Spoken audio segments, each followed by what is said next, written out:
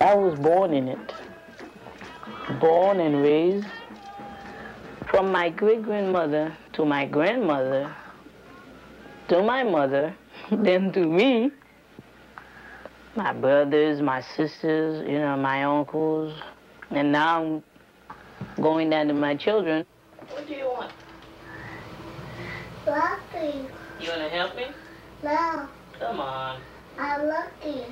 Do me a favor. Would you get on that man front in there? Okay. Thank you. It's really important to pass your tradition on to your children.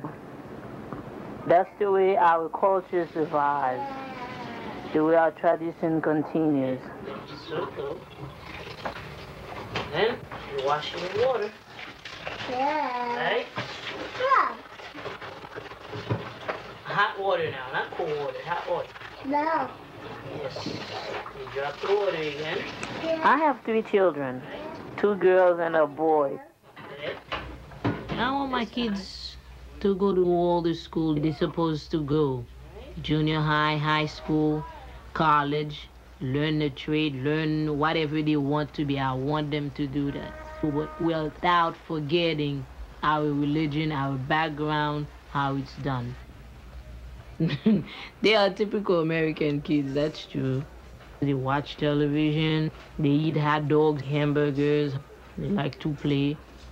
But when they come home, we talk about our culture, our background, where the religion came from. Especially in this country, they have to keep the story alive. They have to know their roots.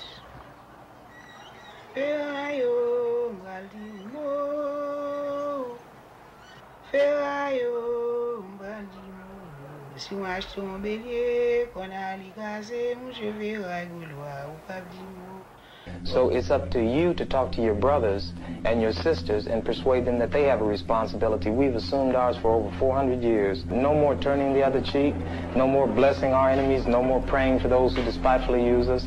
We're going to show you that we've learned the lessons you've taught us, we've studied your history, and you did not take over this country by singing "We Shall Overcome." You couldn't walk around and talk to people, stand up in your pulpit on Sunday and preach nice with the songs and say, now we're going to give thanks to the Lord for he is good and old Jesus be among us. As far as we're concerned, your Jesus is contaminated, just like everything else you've tried to force upon us is contaminated.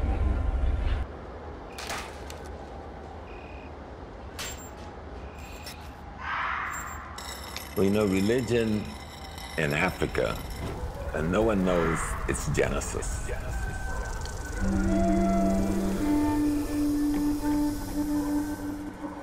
As far back as we can go, 8,000 years, they're already worshiping the myth of Osiris. They're already ritualizing the myth of Osiris.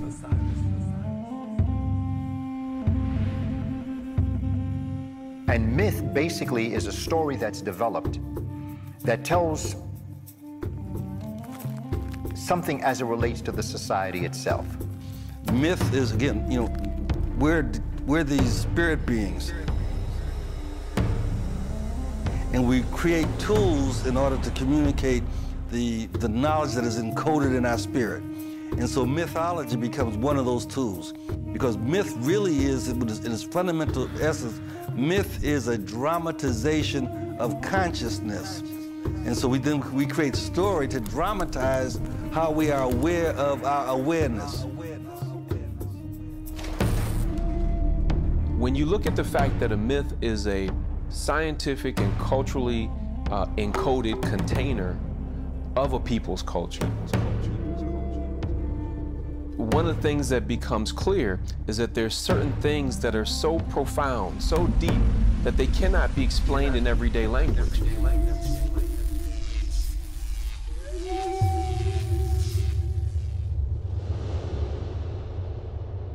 And so in order to pass on the knowledge of these things to the next generation, our ancestors began to put them in the form of stories. Because these were stories that could serve a person throughout their entire life. The African community is steeply based in figurative language, which is what mythology, allegories, analogies are based on. When you're dealing with these issues, what you do is you take a real-life situation and you create a story around it. Myths are ways of codifying profound truths such that they will withstand the test of time.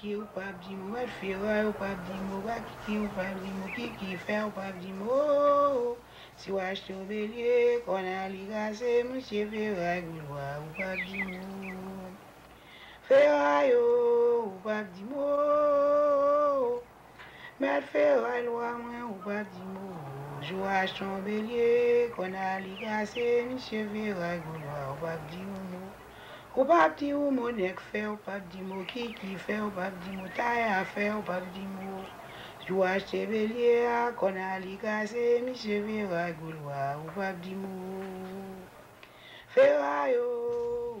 In Voodoo, we believe in one God, which we call Gramet. And below Gramet, there are many other gods that we call Loi. These Lois are mediators between we, the human beings, and God. We cannot reach the great master because he's so far above us that we have to go to these mediators or Loi to reach and call him so he can hear our prayers and help us in our life.